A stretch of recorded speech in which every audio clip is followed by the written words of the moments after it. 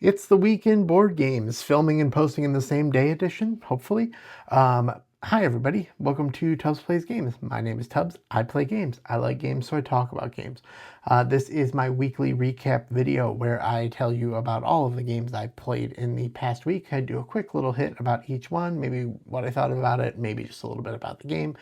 And that's pretty much it. At the end of this video, we will also talk about the ultimate game of the week, so please stick around to the end. I will explain more about what ultimate game of the week is at the end of this video. If you are watching this on TikTok, Instagram, or YouTube, please go to the other two and check it out there as well. I'm Tubbs Plays Games on all three platforms, and you don't have to watch the whole video on all three, but if you can give it a like, maybe leave a comment, tell me about something you played this week, and please subscribe on all three. It would make me so happy. Also, Board Game Arena. That is a website where you can play board games online, and I love it. So I am J.R. Tubbs on Board Game Arena. If you'd like to play a game, drop me a line. Let's play something. Yeah, so that's it. Let's get into the games for this week. Starting out, as we do almost every week, with the Monday night game. This is basically we try not to turn our television on after dinner on Monday nights. So my son and I play a board game, and oftentimes we play two-player games. Sometimes we get my wife to join us. Tonight, my wife joined us for a game of Flip Tunes. This game has been very, very popular in our house. It's a little deck building game from Thunderworks Games, and we absolutely love it.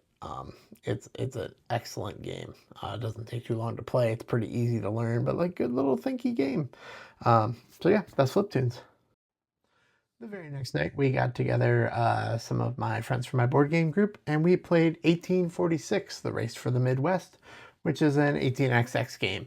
I have been trying to learn this genre of games and get better at them since I first started playing with this board game group. And, each game we get a little bit better. We come in last place, but we get a little bit better, excuse me.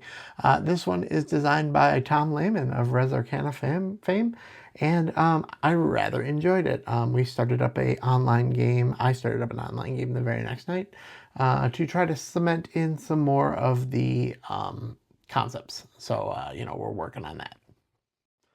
Fast forwarding all the way to Saturday, my wife is recovering from surgery, and so my son and I kind of hung around the house on Saturday to attend to her needs. And, when we weren't doing anything else, we played some board games. We started off with playing Origin Story. Origin Story is a brand new trick taker that comes to us from Stonemaier Games and designer Jamie Stegmaier. It is very, very cool. Beyond the basic concepts of being a trick taker, it is essentially you are building the origin story of a superhero over 5 rounds. Each round you will get a new player power that you will have to charge up with stamina to affect the way that round plays out for you. Maybe changes the cards, maybe gets you extra points, who knows. And then in the 5th round you will reveal your superhero identity, which is one of the 2 cards that you were dealt. So you kind of play towards that. It's also got this cool dynamic where you either choose to play heroically and get 1 point per trick, or as a villain and get 4 points if you take 0 tricks. I really, really like this game. The powers are pretty unbalanced, which, can be fun, but could also not be fun, depending on who the balance plays out for. But other than that, I think it's an excellent concept, and the art's very cool. I like the design a lot, so. My son picked the next game, and he went back to an old favorite, which is Boss Monster 2, The Next Level. This is a game that we've gotten a lot of play out since I picked it up at an auction. It is, I don't know what you would call it exactly. It's got lots of different mechanisms to it. It doesn't have like a main thing to it because there's hand management. You're kind of building a tableau of sorts. But it's a good time. It mimics kind of old school side-scrolling video games in a way, which is why my son loves it, and we always have a good time playing it. And we finished up that evening with a game of Goblin Laundromat, which is a drafting and push your luck game from Wolfhorn Games. This just came to me from a Kickstarter fulfillment, and we really enjoyed it.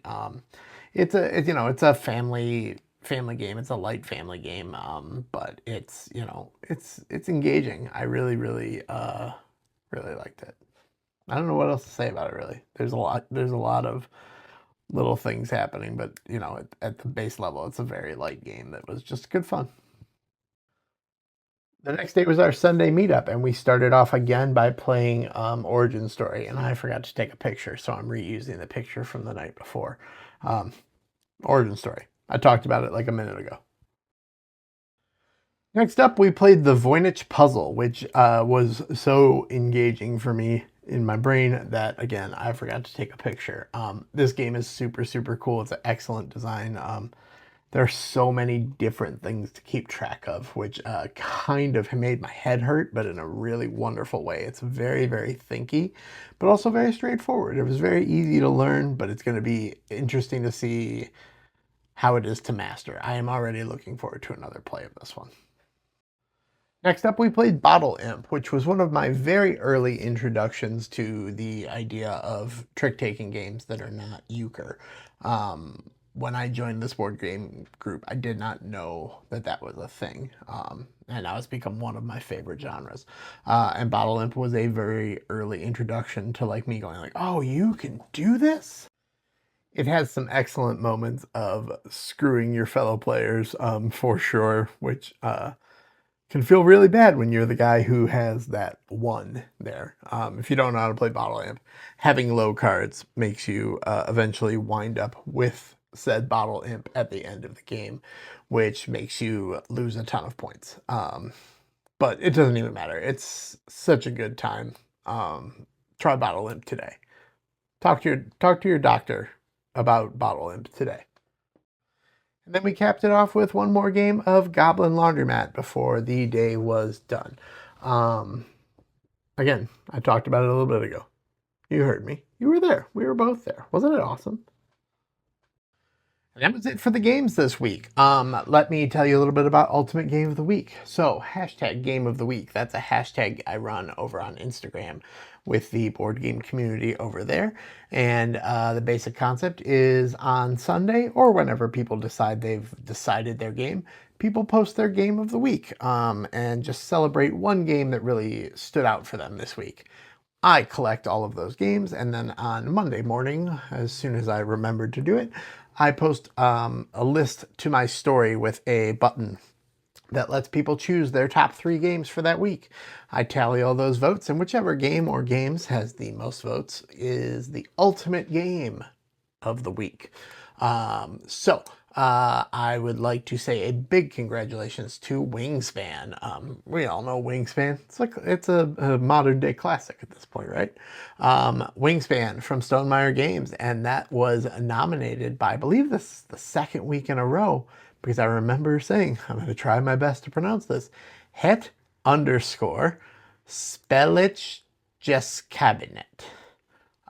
So congratulations again to Wingspan for winning Ultimate Game of the Week.